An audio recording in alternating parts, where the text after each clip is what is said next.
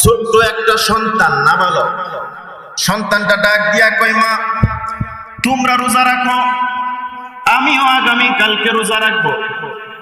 অথচ তার উপরে রমজানের রোজা ফরজ হয় নাই। ওই সন্তানটা মা বাবা রোজা রাখে, এই জন্য সন্তানটা রোজা রাখবে। ওই ঠিক আছে, আবার সেহরির সময় তাকে ডেকে দিল, সে খাবার খাইলো। খাবার খাওয়ার পরে সকালবেলা ঘুম থেকে উঠলো। 10টা 11টার সময় তার খিদার যন্ত্রণায় ছোট্ট মানুষ, সে কি আর রোজার মর্ম বুঝে? তার পেটটা পিঠের সঙ্গে লেগে গেছে, আর গরমের কারণে বারে বারে পানির কাছে যায় গোসল করে, আর মাথার মধ্যে পানি দেয়। সন্তানের মা ডাক দিয়ে কই, বাবা তোমার একটা রোজা হয়ে গেছে।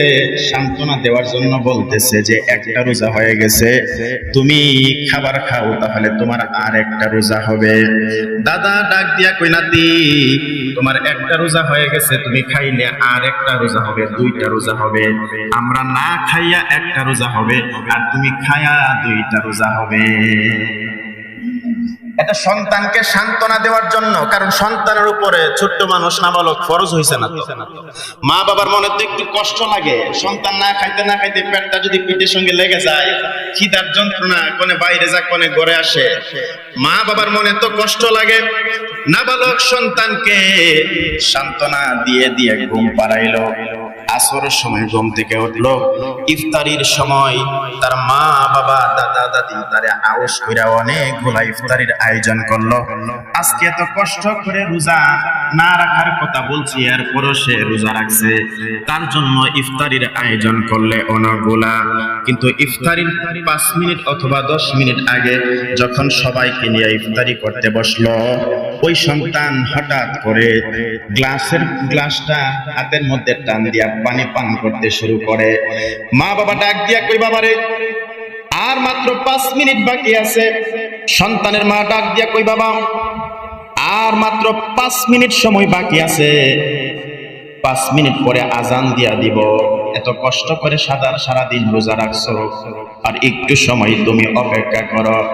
এতক্ষণ সন্তানের মা বাবা খাবার দিছে, কিন্তু খাবার খায় রোজা ভাঙছে না, আর এখন খিদার যন্ত্রণা, তা পানি নিয়ে পানি পান করতে চায়, কিন্তু মা বাবা পানিটা দেয় না, রোজা ভেঙে যাবে। এই জন্য সন্তান এবার হঠাৎ করে খেজুর হাতের মধ্যে নেই, মুখের মধ্যে দেওয়ার চেষ্টা করে।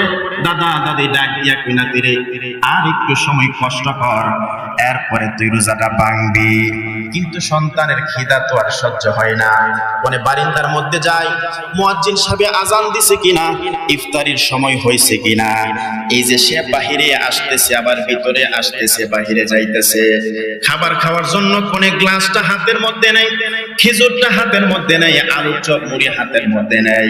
এরপরে সন্তানের মা বাবা এতক্ষণ 10টা 11টা বাজে বলছিল রোজা ভাঙ্গা ফেলা, কিন্তু এখন অল্প সময়ের জন্য বলে না, তো রোজা ভাঙ্গা লাগবে না। এটাই হলো আল্লাহর ভয়।